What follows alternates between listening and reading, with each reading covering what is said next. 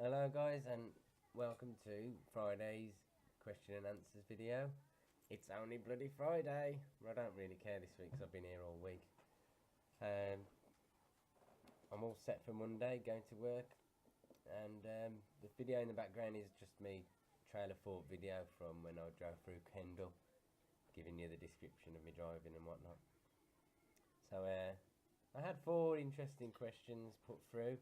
I'd like to have a bit more, but I've got a busy day ahead of me anyway, so 4 is just about right actually. So I'm going to start off with a few of the easy ones. Marcus2602, thank you for your question, and thank you for your kind words as well via Instagram and Facebook and that. You want to know, you've recently passed your class 1 and want to get your foot in your door. How easy did you find work as a new driver? Well, I found work as a new driver pretty easy because I was lucky enough for my uncle to put me through my licence. I passed the class 2 or class C in the December time, and around about April, March was when I started working for him because he didn't have a job at the time. So getting experience in that was not a problem for me. I worked for him for 3 years and I've never looked back ever since, and I earn him a lot for that.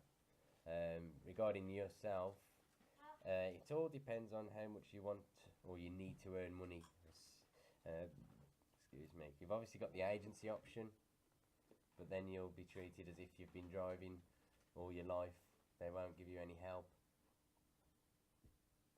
Excuse me, just drinking from my manly HP sauce cup. Yeah, you won't get much help. You will get help from other drivers when you're there, but once you've got, that's the best way to get experience. You'll have different kind of jobs depending on which agency. If money is an issue, then you might not get work straight away with agencies. You might get mistreated by agencies. You'll get a lot of agencies promising stuff they can't give, like work. And the alternative I'd suggest is probably just go visiting companies nearby. Just go to any trucking firm, just give them your CV, explain to them the situation, and hopefully you'll get one willing to take you on. You could also try for shunting work. There's just all sorts of stuff you could try. Can't really think of any other way or any other better ways to do it, but keep persistent, keep positive, and eventually someone will give you a chance. So moving on, 4th grade dropout. I think you're from America. He asks, do I think the whole Brexit thing will cool down the on-the-road market or make it harder on truck drivers and carriers? Now that's a really interesting question. It's already having an effect on drivers in the UK. A few years ago, it's been going on for a long time. We've had an influx of drivers from Europe just coming over on a visa. Well, you don't need a visa as such, but you know, coming over, working for nothing. And it's not just drivers, it's the companies as well, undercutting everyone. And it's had a really bad impact on the industry because small hauliers just can't compete with their ridiculously low prices. So it's the Brexit thing coming along has had a positive impact on that, as far as I'm aware, because a lot of the uncertainty has kind of forced a lot of the drivers back home. So as much as I don't mind them being here, it's really had a negative effect. I mean, they say there's a driver shortage. Joseph, as much as there's a driver shortage over here, that they always say there isn't a driver shortage at all, because of all the immigrants that have come over. There is a driver shortage of UK drivers, I reckon, and if they do all decide to go, there will be a drastic shortage of lorry drivers, because it's not an appealing kind of job. The Road Haulage Association needs to do much more to make the job more appealing for younger people who don't want to get their hands dirty, who don't want to go out in the world, who would rather just stay at home, get a digital kind of job, and you know, something a bit less hands-on. but that's just my general opinion. I'm 30, so I've got trucking in the blood. There's one of my followers, James White, he's got trucking in his blood. A lot of the younger drivers coming through now are people that are already within the industry and have been brought up with it. I can't see many people wanting to do it, or like Marcus, who's doing it as a career change. So that's gonna lead me on to my next point, which is like it's gonna hopefully have an impact on the wages as the effects unreveal themselves or reveal themselves. Hopefully the wages will start to go up and we'll be respected more as people. Those of you who followed me will know what my recent experience is, but that was because I was my own company and I haven't got any rights to employment as such. So if I was an employee, I wouldn't have been treated that way, obviously. I've actually only had 3 questions, sorry. James White, it's you with the last question. Do I think truck drivers are looked down upon in the current world, and do I think drivers should be treated with more respect? Again, look at my recent experience. I've been treated like dirt, but in terms of employment, I think drivers are treated like an arse on a chair for the main big companies. The guys that have got thousands of drivers, hundreds of drivers, they don't care. Whereas the smaller firms, they do care and they look after their drivers.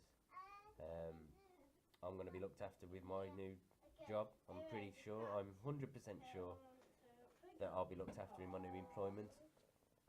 There's other firms like White's Transport. They've got a very active Facebook page. They regularly post pictures of their drivers, of their trucks. Well, mainly the trucks, not the drivers, sorry. They seem to be a really good employer. Regarding the treatment from the members of the public, we are treated like tramps. We are treated like we're not people. We are treated poorly. The deliveries, sometimes we make deliveries and we're ignored and we're sat waiting like we're just, you know, in a retirement home waiting to die sometimes. But although that is the case in some parts, I've got to say that it's not in all cases. You do make deliveries, and my new kind of deliveries are going to be more personal because I'll be delivering equipment to people as opposed to food to a big distribution centre. So they'll be a lot happier to receive the goods when I take them because it'll be more important.